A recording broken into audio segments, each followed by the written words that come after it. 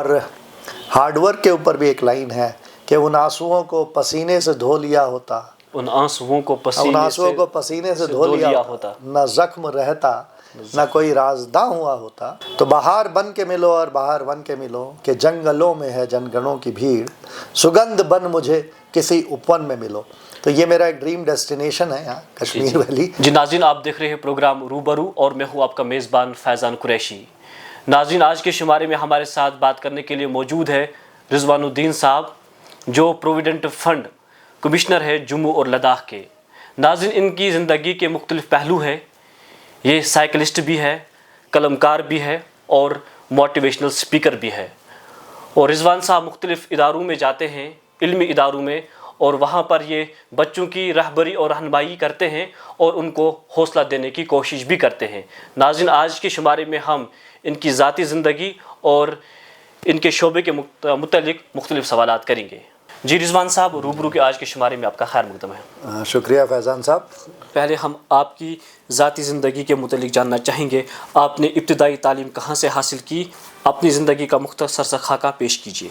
देखिए, ऐसा है कि मैं मसूरी के पास एक छोटी सी जगह है उग्रो स्कूल झड़ी पानी, वहाँ पैदा हुआ और मेरी स्कूलिंग बहुत नॉर्मल से स्कूल जो गवर्नमेंट स्कूल्स होते हैं वहीं मैंने किया। Government model school Ghananand college से पढ़ के मैंने ग्रेजुएशन मसूरी से किया और उसके बाद LIC of India, ministry of HRD जो आजकल में मिनिस्ट्री ऑफ एजुकेशन कहलाता है, वहाँ पे काम किया और प्राइवेट सेक्टर में भी कई जगह काम किया। और UPSC के थ्रू मैंने फिर ये असिस्टेंट PF कमिश्नर की एक पोस्ट होती है जो हमारे EPFO में, उसको ज्वाइन किया। तो 98 बैच का मैं ऑफिसर हूँ और तब से अब तक मैं देहरादून, हल्द्वानी, कोटा, ये सब जगहों पे काम कर चुका हूँ। और उसके अलावा सागर में मैंने एक ऑफ़िस खोला, ग्वालियर मेरा वर्क प्लेस रहा है और फ़िलहाल मैं जम्मू में काम कर रहा हूँ और काफ़ी चैलेंजिंग सिनेरियो में काम हो रहा है।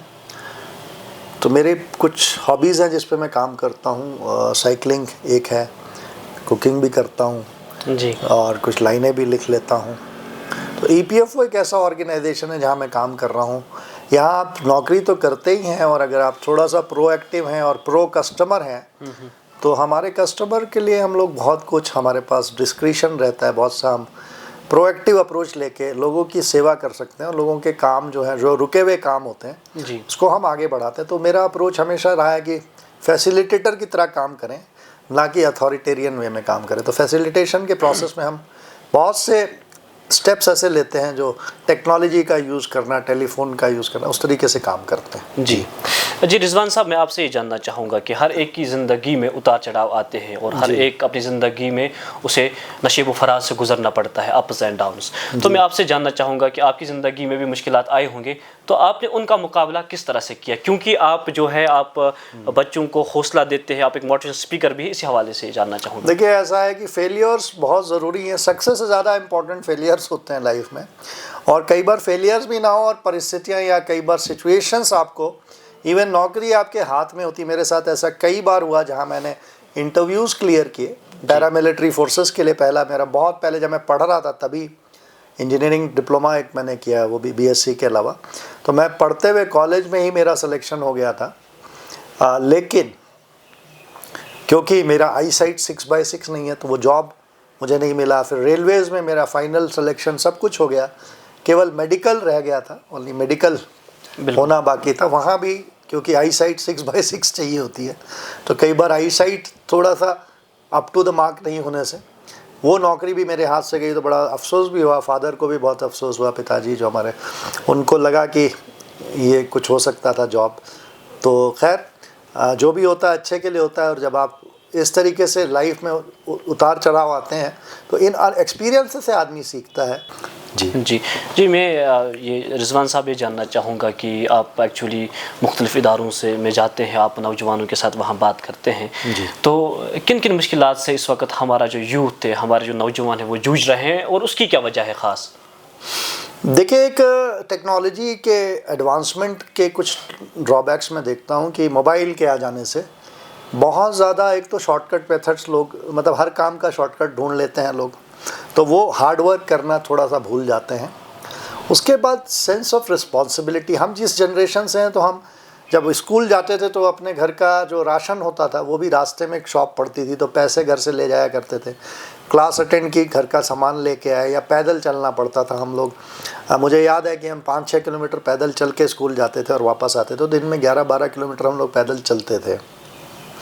वो सारी चीज़ें अब आज नहीं है। आज आप दुनिया भर के ट्रांसपोर्ट फैसिलिटेशन है, बहुत कुछ है।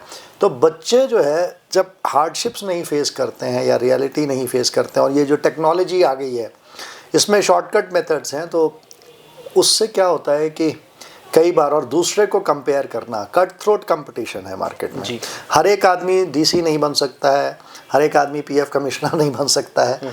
तो आपको पहले तो जॉब की डिग्निटी, हर जॉब डिग्निफाइड होता है और उस जॉब को एंजॉय करना आना चाहिए। तो whatever you are earning, उसी लिमिटेड मीन्स में कैसे हैप्पीनेस लाना है, ये बहुत ज़रूरी चीज़ है। तो ये सारे एस्पेक्ट्स देख के बच्चे बड़े बड़े डिसीजंस ले रहे हैं अभी। कई बार पेरेंट्स को स्ट्रेस हो जाता है बच्चों के डिसीजन से। कई बार बच्चे ऐसे डिसीजन कर लेते हैं जो जहाँ कई बार पेरेंट्स की कैपेसिटी नहीं होती है, बड़े कॉलेजेस में जाना पड़ता है बच्चों को, उसकी फ़ी पे करनी पड़ती है। उसके बावजूद भी मतलब parents are always there with student children, but कई बार ड्रॉबैक्स होते हैं, सेटबैक्स होते हैं। They must know how to cope up, instead of going to stress they should know how to cope up and fight back. ये पता होना चाहिए बच्चों को। तो बहुत से अदर इशूज़ भी हैं विच दे कैन आस्क मी। मैंने तो बहुत ज़्यादा नहीं फील किया, लेकिन हाँ जो मैं देख रहा हूँ, जो समझ रहा हूँ, वो मैं देखता हूँ कि टेक्नोलॉजी का मिसयूज़ जो है वो शायद कहीं ना कहीं डिस्ट्रैक्ट करता है बच्चों को।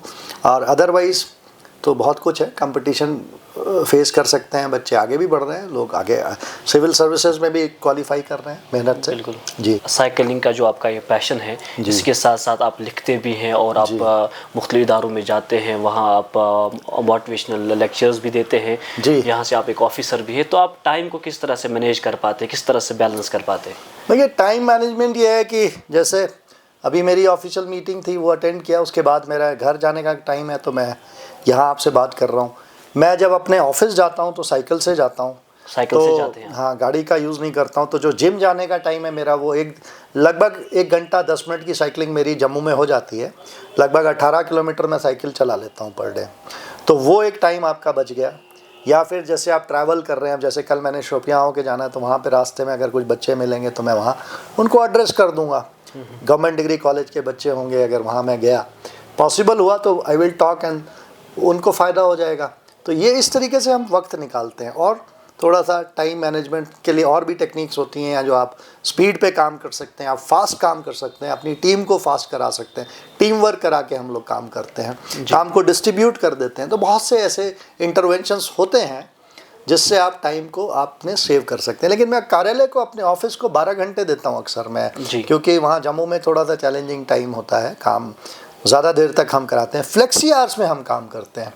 सपोज एक काम कंप्यूटर सिस्टम पे होना है, फ्लेक्सी आवर्स मतलब 7 बजे हम काम शुरू कर देते हैं हमारा ऑफिस, तो जो लोग सुबह आ जाते हैं उनका काम बहुत तेज़ी से हो जाता है। तो वो टाइम हमारा जो बच गया वो हम आगे यूटिलाइज कर सकते हैं। तो ये बहुत से इंटरवेंशंस हैं जो हमें करते रहने चाहिए टाइम मैनेजमेंट के। जी, आपके शोबे के मुतालिक हम अब आपसे जानना चाहेंगे, जो प्रोविडेंट फंड है, ख़ास तौर पर जो बहुत सारे मुलाजमीन ऐसे हैं जिन्हें इस बारे में अवेयरनेस नहीं है, इसके फ़ायदों के बारे में, तो इस हवाले से उन्हें जानकारी फराहम कीजिए। देखिए बहुत इंपॉर्टेंट एस्पेक्ट है जम्मू कश्मीर और लद्दाख में।